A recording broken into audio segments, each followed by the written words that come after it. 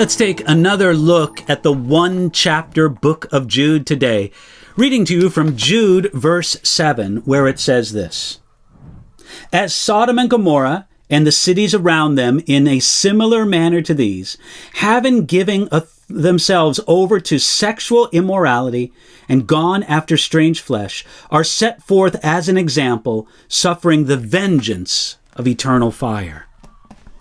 Jude warned early Christians about the presence of dangerous men among them, men with bad doctrine and compromised lives. These words speak to us about the dangers in our midst. Jude used three bad examples to stress one principle. They are Israel in the Exodus, sinning angels, and Sodom and Gomorrah. The principle is simply that a good start is no guarantee of a good finish. The cities of Sodom and Gomorrah and the cities around them stand as examples of God's judgment. Their sexual sin was well known, but their sins included far more than the notorious ones. And these sins collectively brought forth God's judgment. You see, Sodom and Gomorrah were blessed, privileged places.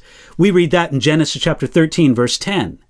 Yet, as Jude tells us, they gave themselves over to sexual immorality and they went after strange flesh. Jude refers to the account in Genesis 19, where the sexually immoral conduct of the men of Sodom was described.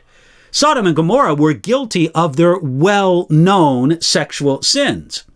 But Ezekiel chapter 16, verse 49 tells us of some other sins of Sodom. This is what it says in that verse: Look, this was the iniquity of your sister Sodom. She and her daughters had pride, fullness of food, and abundance of idleness. Neither did she strengthen the hand of the poor and needy.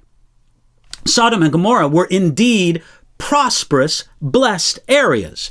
Despite this, they were judged for their sin.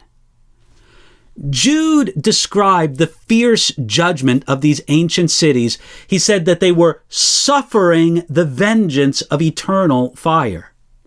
In Genesis 19, Sodom and Gomorrah were destroyed with fire from heaven, but far worse than what happened in Genesis 19, they suffered the vengeance of eternal fire. This example gives two lessons. First, it assures us that those who cause trouble for the church will be judged, no matter how much they were blessed in the past.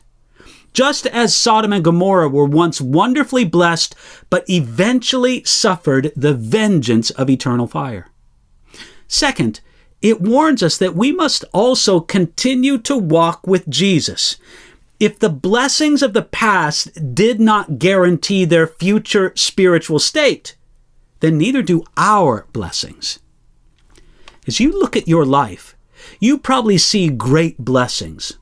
We thank God for them and we gratefully receive them. But we also understand that they are no guarantee of our continued faithfulness.